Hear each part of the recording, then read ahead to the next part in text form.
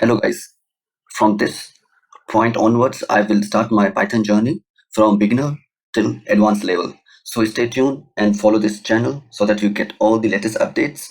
Furthermore, I will try to cover up each and every concepts related to Python. So let's start. This is the main.py. Okay. In the last video, I show you how we can create a basic structure in Python. First, so we have the folder basic. Inside the basic folder, we have main.py. If I want to rename it, then I can go right click it. I can go to the refactor, rename. I want to give it the name as up for example, practice refactor. Okay, so now the name has been changed. Okay, let me close this bar. Okay, so let's start with the hello world. To print hello world, hello world is so unique example. Exotic tech. So let's print it out. Look, we in the compile of the exotic tech. Okay, so first and the foremost important thing is the comments in Python. So for with this, we can give a single line comment. For example, today is Sunday.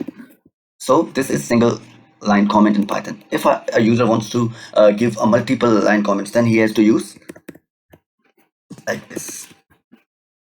I am going to school.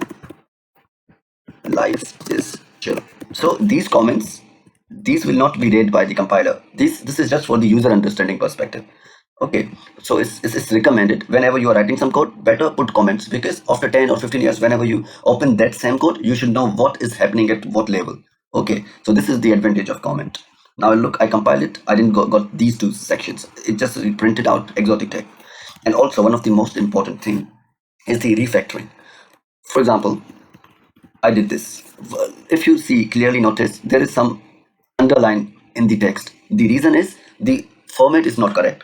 In order to correct format, there are each compiler or IDE has their own specifications. So for PyCharm, I know if by pressing Ctrl Alt L, it will automatically refactor or format your code. Okay, now you can proceed. So this was the basic idea how we can comment in Python. Okay, so stay tuned. In the next video, I will cover up the variables.